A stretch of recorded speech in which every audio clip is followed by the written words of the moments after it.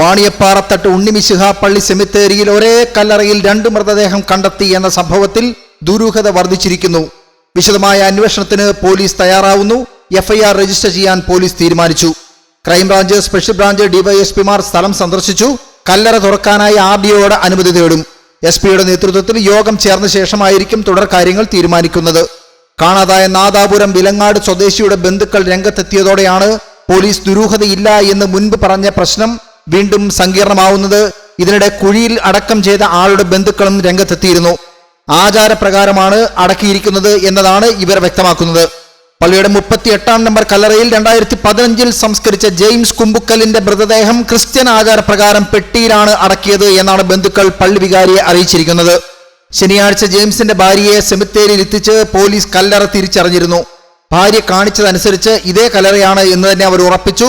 എന്നാൽ ജെയിംസിന്റെ സഹോദരങ്ങൾ രംഗത്തെത്തിയതോടെ പ്രശ്നങ്ങൾ വീണ്ടും സങ്കീർണമായി. പോസ്റ്റ്മോർട്ടം കഴിഞ്ഞ ശേഷം പായയിൽ കെട്ടി അടക്കിയതാകാമെന്ന പോലീസിന്റെ കണ്ടെത്തലിനെ ബന്ധുക്കൾ നിഷേധിച്ചു.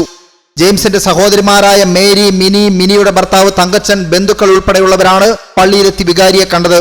മരിച്ച ജെയിംസ് 3 വർഷത്തോളമായി ഭാര്യയുമായി പിണങ്ങി സഹോദരി മേരിക്കൊപ്പമായിരുന്നു താമസിച്ചിരുന്നത്. 6 അടിയിലധികം ഉയരമുള്ള ആളായിരുന്നു ജെയിംസ്. പാറയിൽ കാണുന്ന മൃതദേഹത്തിന് അത്രയും നീളം തോന്നിക്കുന്നില്ല എന്നാണ് ബന്ധുക്കൾ വികാരിയോട് പറയുന്നത്. ഇതേസമയം കല്ലറയിൽ പായയിൽ പൊതിഞ്ഞ നിലയിൽ കണ്ടെത്തിയത് വിലങ്ങാട് വാളൂക്കിന് സമീപം ഇന്ദിരാനഗർ സ്വദേശി ആലപ്പാട്ട് സ്കറിയയുടെ മകൻ സിജോയുടെ മൃതദേഹമാണ് എന്ന സംശയത്തിൽ ബന്ധുക്കൾ രംഗത്തെത്തിയതോടെ പ്രശ്നം വീണ്ടും കുഴഞ്ഞു മറിഞ്ഞിരിക്കുന്നു. 2014 സിജോയെ കാണാതായത്. സിജോ വിവാഹം കഴിച്ചത് വാണിയപ്പാറയിൽ നിന്നാണ്. കടയിൽ പോയി വരാമെന്ന് പറഞ്ഞുപോയ സിജോ തിരിച്ചെത്തിയില്ല എന്നാണ് 2021 ഭാര്യ നിഖില മൊഴി നൽകിയത്. സിജോയുടെ തിരോധാനം സംബന്ധിച്ച് ബന്ധുക്കൾ 7 വർഷം കഴിഞ്ഞാണ് കുറ്റ്യാടി പോലീസിൽ പരാതി നൽകിയത്.